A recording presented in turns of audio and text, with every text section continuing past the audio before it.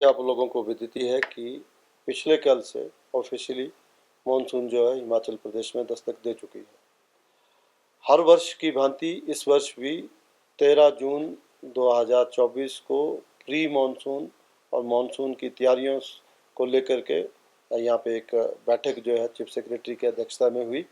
जिसमें कि सभी administrative secretary, head of departments, जो हमारे फील्ड के जो डीसीज, एसपीज, जो भारत सरकार के organize CWC, meteorological department, NDRF,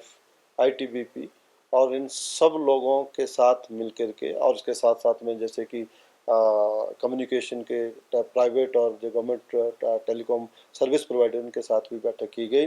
और सभी लोगों को दिशा निर्देश दिए गए कि डिजास्टर मैनेजमेंट एक्ट 2005 और उसके तहत सभी विभागों द्वारा अपने अपने डिजास्टर मैनेजमेंट जो प्लान बनाए हुए हैं उसके तहत जो है तैयारी करें और सतर्कता के साथ जो है कार्य करें। जैसा कि आपको मालूम है कि हम पिछली बार भी हम लोगों ने जो मैन मटेरियल और मशीनरी जो है वो स्ट्रेटजिक लोकेशन के ऊपर जो है डिप्लॉय की थी और उसके काफ़ी सार्थक परिणाम भी रहे थे। कि आपको मालूम है कि जब जुलाई माह में सबसे पहले सतलुज में जब एक्सट्रीम वेदर कंडीशन के कारण काफ़ी लोग जो पंडोह, मणिकर्ण वैली में, झीड़ी में और मनाली के पोटैटो ग्राउंड में फंसे थे, हमारी डिप्लॉयमेंट के कारण उन फंसे हुए सभी व्यक्तियों को हम लोगों ने सकुशल जो है उनको रेस्क्यू किया था। हालांकि बरसात में बहुत जगह डेथ हुई थी, वो that is because of landslide या नाला क्रॉस कर रहे होते हैं या किसी गाड़ी में थे अचानक फ्लड आ गया, उसमें बहुत सारी जानें भी पिछली गई थी। इसी के तहत ये जो बैठक थी उसमें सभी लोगों को दिशा निर्देश दिए हैं कि जो 2023 में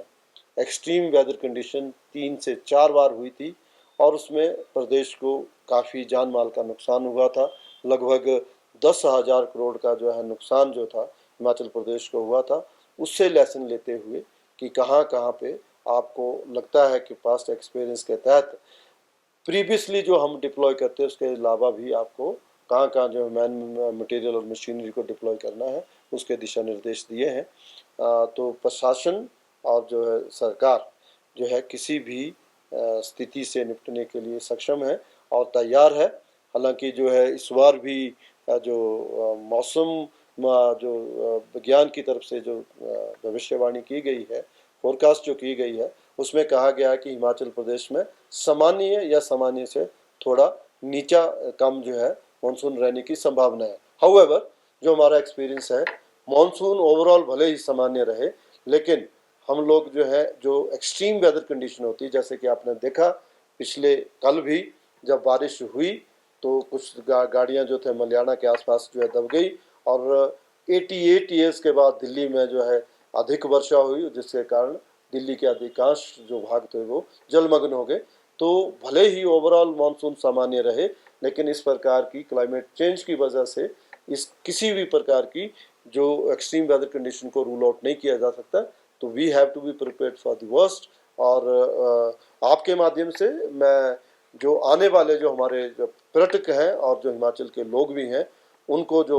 विशेष तौर पे मैं ये एडवाइस एक विशेष आग्रह करना चाहूँगा कि जब भी ट्रैवल करें तो जो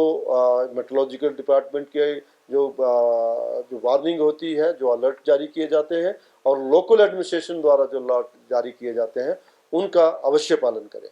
ये एक बहुत ही दुखद बात है कि आपने देखा कि बहुत वर्षों के बाद लू की स्थिति पिछली गर्मियों में बनी थी। 2-3 दिन पहले तक यहाँ पे बहुत गर्मियाँ थी, उसके बावजूद हिमाचल प्रदेश में 30 से अधिक लोग जो है वो डूबने से उनकी मृत्यु हुई है। और अभी भी जो लोग जो खास कर तौर पे टूरिस्ट आते हैं, चेतावनी बोर्ड होने के बावजूद भी, लोकल एडवाइजरी होने के बावजूद भी नदी नालों में जाते हैं या नहाते हैं या सेल्फी लेते हुए जो है उनके इस प्रकार से हादसे होते हैं। तो मेरा उन सभी लोगों से आपके माध्यम से आग्रह है कि जो चेतावनी बोर्ड होते हैं या नदी नालों से अदरवाइज भी आप लोगों को थोड़ी उचित दूरी बना के रखनी चाहिए। कि अगर डाउन स्ट्रीम है, चाहे ब्यास की बात ले ले, सतलुज की बात ले ले, किसी भी नदी नालों में हो सकता है कि जहाँ पे आप आनंद ले रहे हो, अटखेलियाँ कर रहे हो, वहाँ पे मौसम साफ हो, लेकिन अपर स्ट्रीम में कहीं भी बरसात में बारिश बरसात हो सकती है और फ्लैश फ्लड आ सकता है, तो इसमें इस तरह का दुर्घटना होने की संभावना होती है। तो यही मेरी तरफ से सभी लोगों से आग्रह है कि इन चीज़ों का विशेष ध्यान रखें। हमेशा ही एडमिनिस्ट्रेशन जो है